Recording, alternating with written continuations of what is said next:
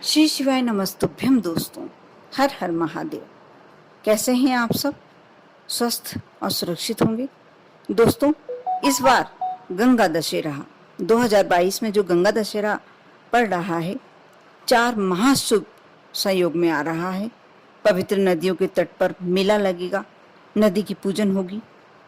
कहते हैं गंगा सप्तमी को गंगा जी भगवान की जटाओं में उतरी थी और गंगा दशहरा के दिन धरती पर प्रतिवर्ष वैशाख माह में गंगा सप्तमी और ज्येष्ठ माह के गंगा दशहरा का पर्व मनाया जाता है। इस बार 9 जून को गंगा दशहरा के दिन ज्येष्ठ मास के शुक्ल पक्ष दशमी तिथि गुरुवार 10 शुभ योग पड़ रहे हैं, जैसे हस्त नक्षत्र, व्यतिपात योग, गरकरण, आनंद योग, कन्या का चंद्रमा, वृषभ का सूर्य।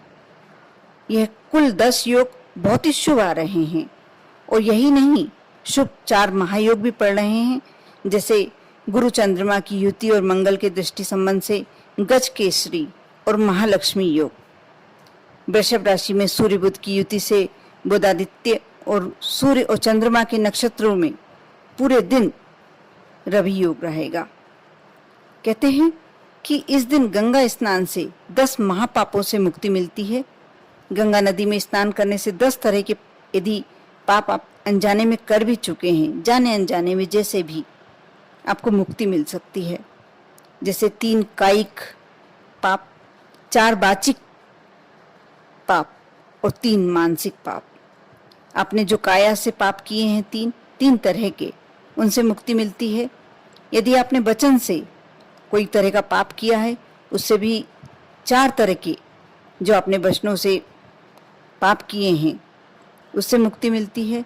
और यदि मानसिक रूप से आपने 3 तरह के पाप किए हैं, उनसे भी मुक्ति मिलती है। गंगा दशहरा के दिन ऋषिकेश, हरिद्वार और प्रयाग में गंगा नदी के विशेष पूजन की जाती है, आरती होती है, जिसे देखने से के लिए दूर दूर से लोग भी आते हैं। नदी के तट पर गंगा माता मंदिर में पूजन के साथ साथ नदी की पूजन भी होती है। गंगा दशहरा पर स्नान मुहूर्त इस तरीके से इस तिथि पे समय पर होगा। नवमी तिथि सुबह 8:21 तक, उसके बाद दशमी तिथि लग जाएगी। स्नान का मुहूर्त रहेगा 9 जून 2022 गुरुवार को सुबह 8:23 से 10 जून शुक्रवार को सुबह 7:27 बजे तक रहेगा।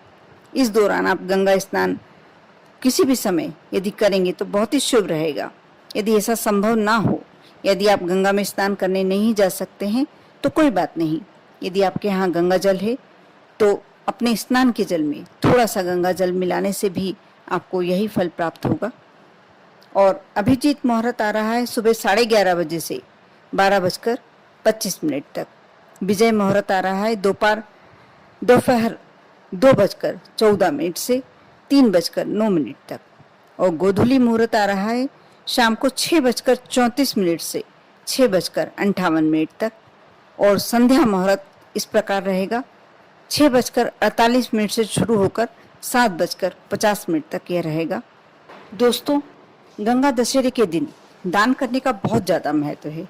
गंगा दशहरे के दिन श्रद्धालुजन जिस भी वस्तुओं का दान करे, उनकी संख्या 10 होनी चाहिए। और जिस वस्तु से भी हम पूजन करें, उनकी संख्या भी 10 ही होनी चाहिए। ऐसा करने से शुभ फलों में प्राप्ति होती है। जैसे दक्षिणा भी 10 ब्राह्मणों को देनी चाहिए। 10 तरह का दान इस प्रकार है। जैसे आप क्या दान कर सकते हैं? जल, अन्न, फल, वस्त्र, पूजन, सुहाग सामग्री, घी, नमक, तेल, शक्कर और स्वर्ण। इस प्रकार यह दान यदि करते हैं हम, तो आपके जीवन के जो भी संकट है वह तो दूर होते ही हैं, आपके पुण्य बढ़ जाते हैं, पुण्यों का खाता आपका खुलने लगता है। इसी प्रकार क्योंकि ये गंगा दशहरा है, गंगा जल से हम कुछ ऐसे प्रयोग कर सकते हैं, ऐसा कार्य कर सकते हैं जैसे गंगा स्नान। ये तो सभी जानते हैं कि गंगा में स्नान करना यानी सारे पूरे पाप धुल जाना। गंगा को पाप मोचनी नदी कहा जाता है। आप इसका मतलब समझते ही होंगे, जो हमारे पूरे पापों को हर ले। इसलिए गंगा का स्नान सबसे तन को पवित्र करने वाला, मन को पवित्र करने वाला अपनी सोच को पवित्र करने वाला कहा जाता है।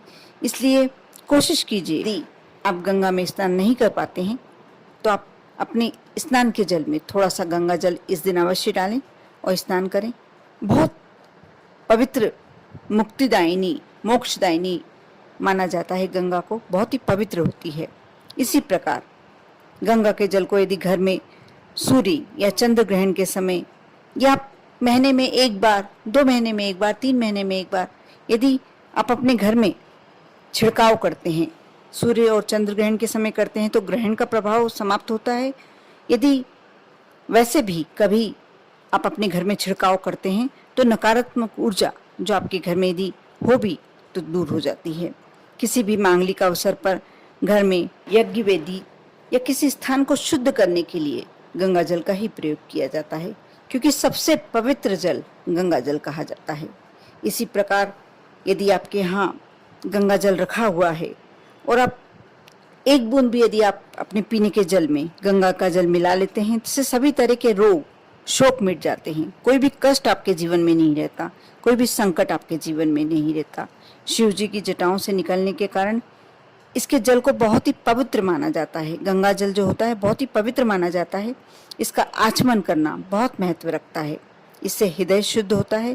कहते हैं कि किसी के प्राण नहीं छूट रहे हैं, वह तड़फ रहा है, तो उसके मुंह में थोड़ा सा गंगा जल डाल दीजिए, वह शांति से देह छोड़ देता है। इसलिए इसे मोक्षदायिनी कहा जाता है। गंगा का जल कभी अशुद्ध नहीं होता, ना ही ये सड़ता है, ना ही कभी इसमें कीटाणु होते हैं। इसलिए इस जल को घर में एक तांबे या पीतल के लोटे में भरकर रखा जाए तो घर में सभी तरह के संकटों का समाधान होकर शुभ ही शुभ होता है। गंगा जल सबसे पवित्र वस्तु यदि घर में रखा रहे तो नकारात्मक ऊर्जा का प्रवेश नहीं होता, सभी कुछ पॉजिटिव बना रहता है। यदि आप स्नान के जल में डालकर स्नान करते हैं किसी विशेष मुहूर्त पर, किसी विशेष दिन पर, तो आपको पूरा गंगा में स्नान करने का पुण्य प्राप्त होता है। उसी प्रकार यदि आप अपने पीने के जल में यदि गंगा जल की 2 बूंद भी डाल देते हैं तो वो इतना पवित्र हो जाता है कि आपकी शरीर की प्रतिरोधक क्षमता, जो रोग प्रतिरोधक क्षमता होती है, वह बढ़ जाती है। आप ऐसी पवित्र गंगा के अवतरण, धरती पर आने के दिन को, गंगा दशहरा को जिस भी रूप में मनाएं, लेकिन अवश्य भोलेनाथ के मंदिर में थोड़ा सा गंगा जल मिलाकर जल का अभिषेक अवश्य कर आएं। सुबह अपने स्नान के जल में थोड़ा सा गंगा जल अवश्य मिलाएं और दान करने की जो वस्तुएं बताई गई हैं, 10 तरह के दान आप अवश्य करें, क्योंकि उसमें ऐसा कोई सा भी दान नहीं है जो आप नहीं कर सकते। यदि नहीं कर सकते तो जो करने में सक्षम है वह दान करें। अपने जीवन को अवश्य धन्य बनाएं। ओम नमः शिवाय।